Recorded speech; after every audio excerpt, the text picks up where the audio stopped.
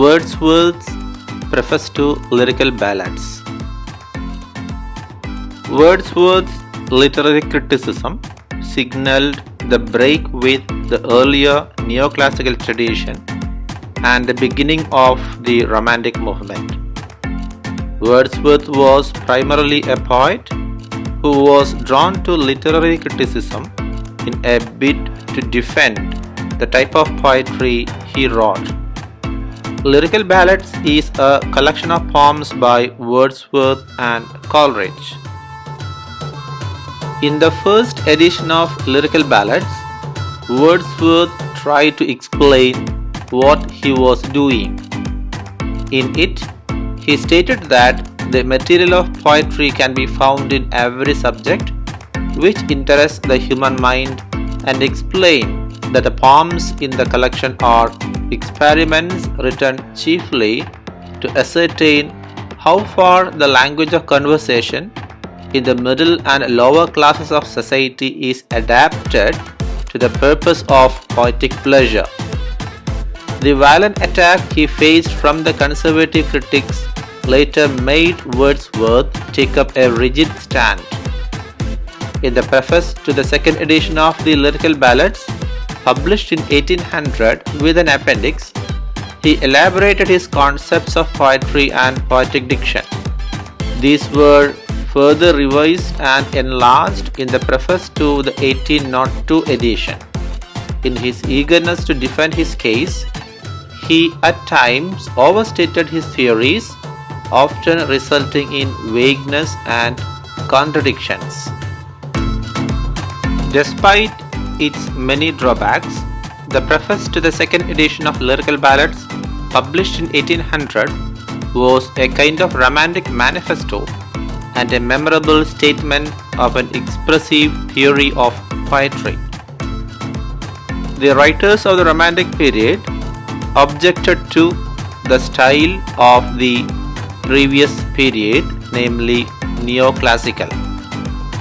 Neoclassical writers followed strong traditionalism. There was an attempt for correctness. The neoclassical writers respected the established rules. They believed in art for humanity's sake. They admired epic and tragedy in their works, and generally speaking, the works of neoclassical poetry were about other people. The first part of Preface to Lyrical Ballads is on poetic diction. Wordsworth, in his preface, reacted sharply against the subject matter, poetic diction, and in fact, the entire value system of neoclassical poetry.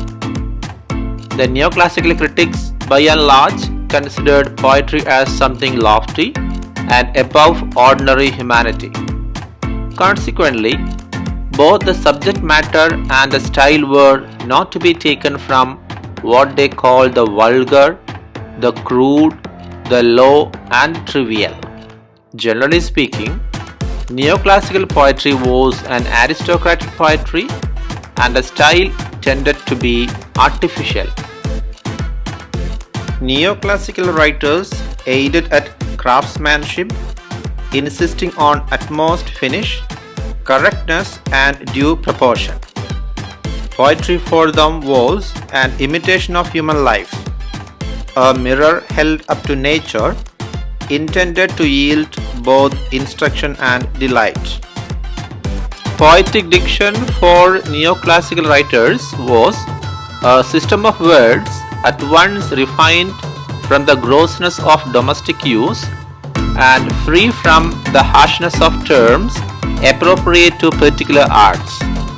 A breeze for them was always a zephyr, a girl a nymph, and a gun a deadly tube. They turned the commonplace into the grand by personification, periphrasis, Latinism, and grammatical license. They made use of mythology and pathetic fallacy to evoke the lofty effect. No wonder their poetry drifted away from the natural expression altogether and became, in the words of Wordsworth, vicious, distorted and unfeeling. Wordsworth, who ushered in the age of sensibility, revolutionized both the subject and style of poetry.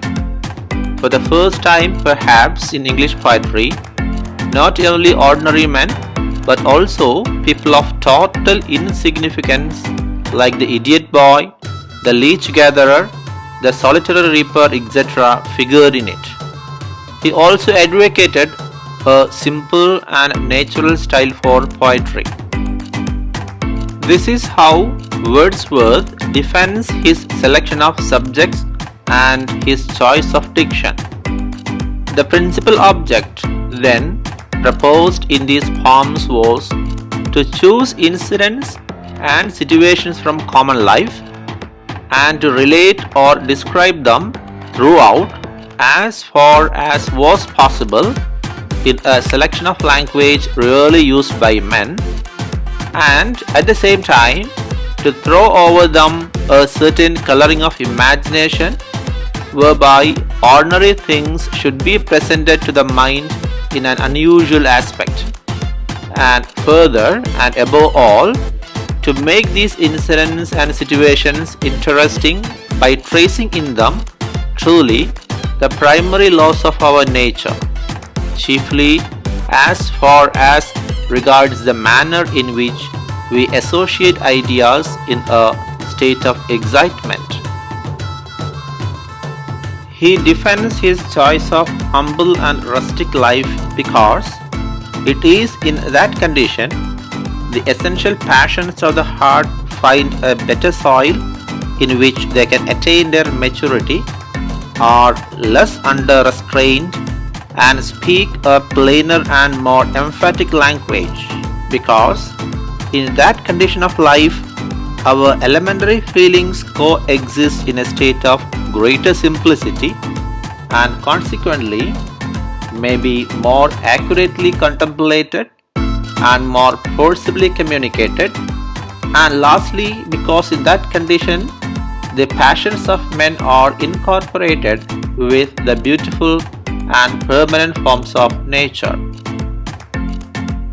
Such a language is more permanent and far more philosophical than other languages. He also states elsewhere, "My purpose was to imitate and as far as is possible to adopt the very language of men." It is from this concept of poetic style Wordsworth concludes that the language of poetry cannot differ materially from that of prose. He cites a few lines from one of Grace's sonnets and asserts that there neither is nor can be any essential difference between the language of prose and metrical composition. A closer examination of the preface, however, proves that Wordsworth himself does not subscribe to his theory of similarity of language in prose and poetry. Besides, he recognizes other differences too, like choice of words and phrases, etc. All these make him later modify his stand and say that the language of poetry is, as far as is possible, a selection of language really used by men, and that this selection, wherever it is made with true taste and feeling, will of itself form a distinction far greater than would at first be imagined, and will entirely separate the composition from the vulgarity and meanness of ordinary life. And if meter be superadded thereto, I believe that a dissimilitude will be produced altogether sufficient for the gratification of a rational mind. This is as much as to admit that there is a clear distinction between prose and poetry even apart from meter. Wordsworth further says that poetic language must be language in a state of vivid sensations, and hence, if selected truly and judiciously, must necessarily be dignified and variegated and alive with metaphors and figures. Thus, he even permits the use of what he earlier objected to. He defends the use of metaphors as they are associated with passion, and in passion, we are supposed to use figures spontaneously. A study of Wordsworth's own poems also goes against his theory of simple and natural style. In many of his poems like Immortality Ode or Tintern Abbey, his syntax can be very involved, and he uses very bookish polysyllabic words. Besides, many of his poems are full of pathetic fallacy, and there are many instances of periphrasis too. Wordsworth, no wonder, became the attack of his own friend Coleridge in this respect. What is more, Wordsworth himself admired Milton and Spenser, who were all very learned poets and were far from natural and simple. Again, if we take Wordsworth at his face value, we find that he goes wrong in suggesting that the language of common man is the only language for poetry. All these led René Vellec to say that Wordsworth, who began attacking the neoclassical practice, usually ends in good neoclassicism. It may also be disputed whether the emotions of a rustic are profound, as Wordsworth claimed, because his experiences are narrow. Despite these confusions and contradictions, Wordsworth is right in suggesting that there can be a class of poetry which deals with common life, for which such simple language suits. Unlike the neoclassical writers, Wordsworth in his poetic practice does not confine himself to any particular set of subjects and a particular poetic style.